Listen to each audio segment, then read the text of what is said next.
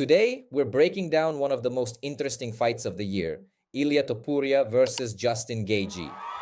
And I'll start with this. On paper, this fight looks pretty straightforward.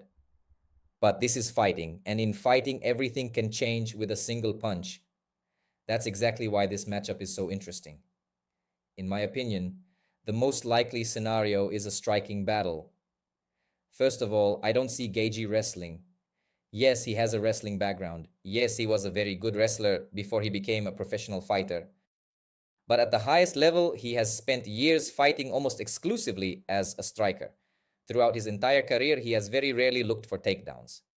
So it's extremely difficult for me to imagine Gaethje coming into this fight with a wrestling-heavy game plan. But then another question comes up. Will Topuria wrestle? Because a lot of people now see him as nothing more than a boxer wearing small gloves. But that's not really the case. Topuria has a black belt in Brazilian Jiu-Jitsu.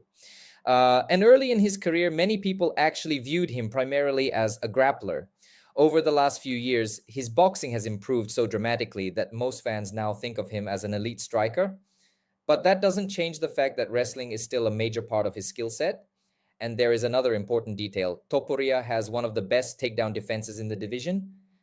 More than 90% of takedown attempts against him fail. So even if Gaethje wanted to wrestle, that would be a very difficult path. At the same time, I don't think Topuria is going to spend the entire fight looking for takedowns. If we see wrestling from him, it will probably happen early. Not because he wants to submit Gaethje, not because he wants to spend rounds controlling him on the ground, but because he wants to create the threat of a takedown.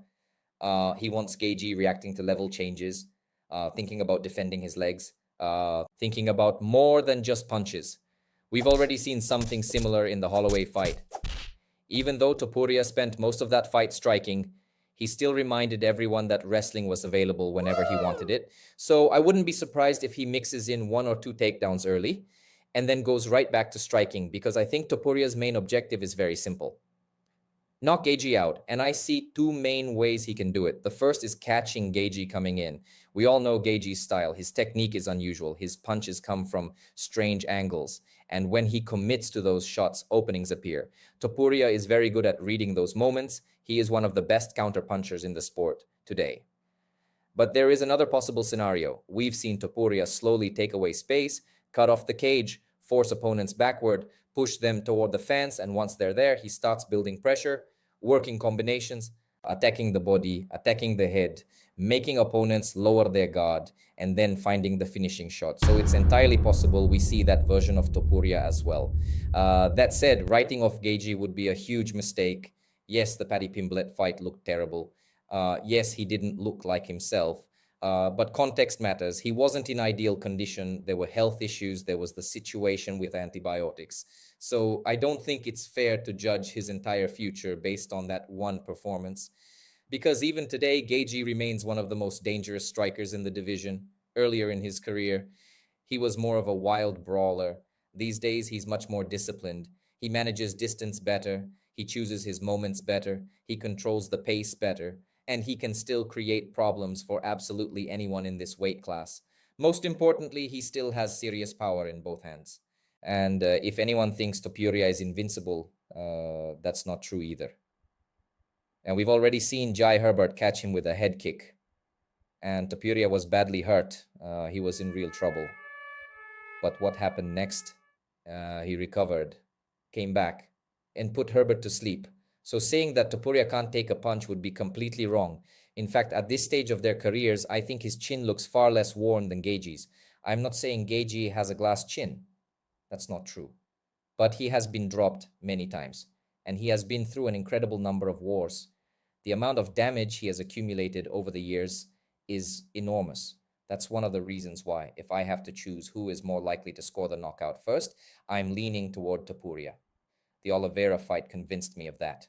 That was the fight where I stopped questioning whether Topuria's power would carry over to lightweight. Yes, Oliveira had been dropped before. Yes, plenty of people had hurt him. But usually he got back up. Usually he recovered. Usually he kept fighting. This time he got shut off, completely unconscious. And if Topuria lands on Gaethje the way he landed on Oliveira, there is a very good chance Gaethje simply goes to sleep. Now let's talk about cardio. Because that's another interesting part of this matchup. Yes, Topuria hasn't had many fights that went the full 5 rounds, but when he did, he looked excellent. Just look at the Josh Emmett fight. For all 5 rounds, he pushed a strong pace. He never faded. He never fell apart. He looked fresh from start to finish. Gaethje's situation is different. He's 37 years old. He has been through countless wars, and he carries an enormous amount of accumulated damage.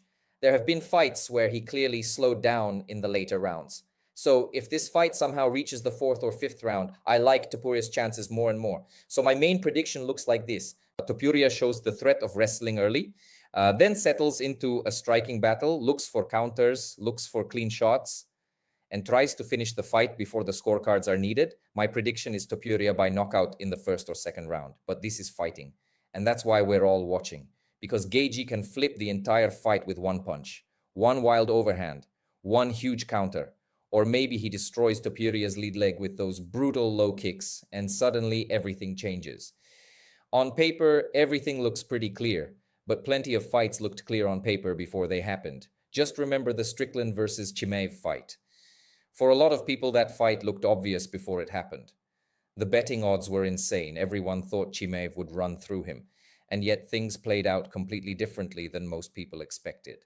That's why this sport is so fascinating. Sometimes the winning scenario is the one nobody even considered before the fight. And yes, let's add a little bit of conspiracy theory. Main event, the White House, Flag Day weekend, an American fighter in the spotlight. Who knows what kind of craziness we're about to see? Maybe it means nothing. Maybe it means absolutely nothing. But strange things happen in this sport all the time.